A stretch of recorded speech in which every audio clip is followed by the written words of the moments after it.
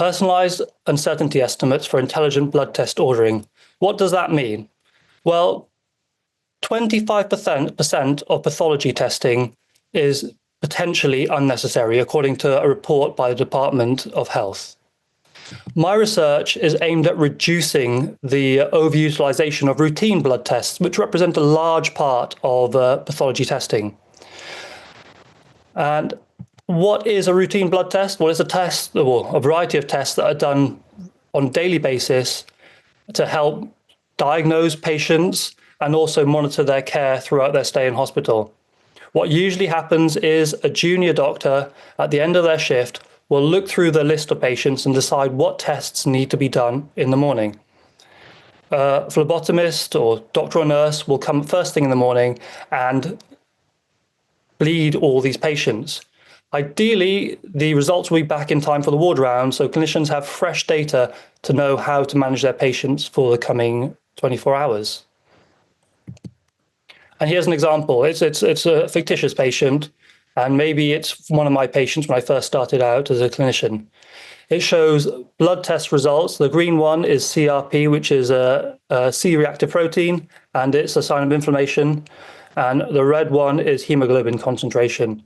Each dot represents a vial of blood that's been taken from the patient. So this patient came in with pneumonia, inflammatory response increased slowly, but we gave them antibiotics and they started getting better by day 4. And you can see the trend going down throughout their 14-day stay. Now, if we go to the red line, the hemoglobin concentration, we can see that it's slowly trending down. And why is that? Because I've taken so many vials of blood, in fact, 28 vials of blood, that I'm slowly making them anemic. Now compare this to the same patient, but with more judicious use of blood testing. And you can see the same important trends, that the CRP is going up, but then improves with the antibiotic treatment. But this time, the hemoglobin concentration is not trending down because I haven't taken so much blood. So overutilization of routine blood tests doesn't just cost the NHS millions of pounds and waste resources and is just wasteful in general, but it's also bad for patient care. As you saw, it makes them anemic, it increases their length of stay, and increases their morbidity. So why do we overtest? Well, it's a worldwide phenomenon, and so one meta-analysis broke the reasons into 3 factors: personal, interpersonal, and systemic. Personal factors are things like education. Does the clinician know when the right test should be done? Or maybe they had a bad experience where they missed a test, and now with that bias, they're over-testing because they don't want to miss an important test again. Interpersonal factors, such as patients potentially wanting you to do a blood test, even though it's unnecessary because they feel like they're not being neglected, or trying to predict what your boss wants. So you'd rather not be caught short saying that I didn't think the test was needed. And then the systemic factors, such as guidelines and protocols, are usually aimed at the average patient, not the person sitting in front of you. And also there is sometimes incentives, financial incentives to test. So there are been lots of tried mitigations. I'm just going to go through a few of them. And first one is education, such as having weekly meetings, hammering home the message of not over-testing. That's been shown to work, at least in the short term. One study looked at increasing the difficulty of actually ordering the blood tests, and that's been shown to increase appropriate use of blood tests by making it more difficult to test. The next one is gamification. One study had a leaderboard of the ranking people that have ordered the most blood tests, and that's been shown to reduce people's over-ordering habits. And finally, point of order information. So at the point of ordering a blood test, some information pops up, such as how much the test actually costs the NHS, or how much what the previous value was, or even what the previous trend was. So it can trigger doctors to think, should I really be ordering this test? Will it add any value to my patient's care? So this brings me on to my PhD research, personalized uncertainty estimates for intelligent blood test ordering.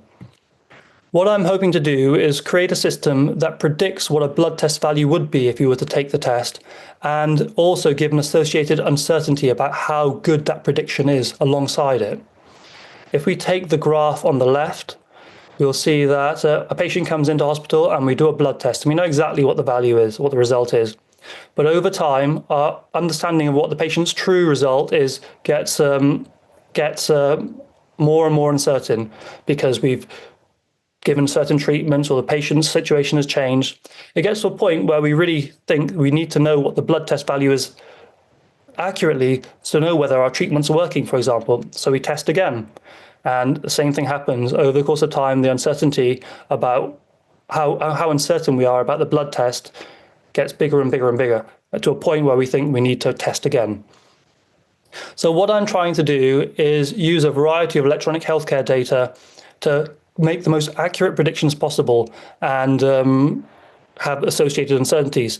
So I'm developing models that feed in vital signs and clinical notes and previous lab results and patient history in a sort of multimodal fashion to get as accurate results or predictions as I can.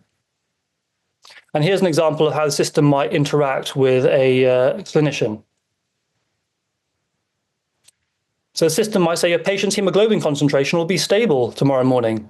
So the clinician would say, well, I was going to order a test, but now what's the point? Because if it's going to be stable the same as today, it won't likely change my medical management. So brilliant, we've saved one blood test. Now think of the other side. What happens if the system says that I think your white cell count is going to be raised at 13 tomorrow? The clinician might have missed a slight raise in the patient's temperature or increase in their respiratory rate. And now the clinician says, well, I wasn't going to order the white cell count tomorrow morning, but maybe I should. So in this situation, the system might actually help nudge a clinician to order a blood test that wouldn't have done, and maybe get to treat a patient quicker than otherwise would have happened. So far, I've just finished my first year, and I've done my literature reviews and looked to see what's happened so far in the space. And I've been developing models, mainly transformer-based models, that can take multimodal inputs to make my predictions. But a large part of the work has been trying to make it so that I can translate my research and embed it into a live system. So this screenshot here is of the prediction app embedded into our Epic Health test system. And this is an example of me trying to use a large language model to give a reason why it's suggesting a specific blood test order. So this is only the beginning. Right now I'm working on the not automated side, where a clinician reviews blood test results, blood test uncertainties, and decides what to order. But then the next step is a partially automated system where a clinician reviews blood test orders that are suggested by the system. So you have to have one click and the blood tests are ordered. And also maybe there's a future where the system's fully automated, so that there is minimal clinician input, so they can spend their time, instead of clicking buttons on the computer, with their patients. And this system might work by when the phlebotomist comes in the morning, the system automatically orders the specific blood test, and it allows the system to take into account the previous night's worth of data, as opposed to the previous day when the clinician would have initially ordered the tests. Thank you very much. I told you how overordering is a worldwide phenomenon. It harms the healthcare systems and patients. There have been lots of tried mitigations. The longevity of these mitigations have not really been researched fully. My little area is about trying to give clinicians predicted results and uncertainties about how good those predictions are. And I would value any collaboration or sharing of information. And please email me on the email on the slide.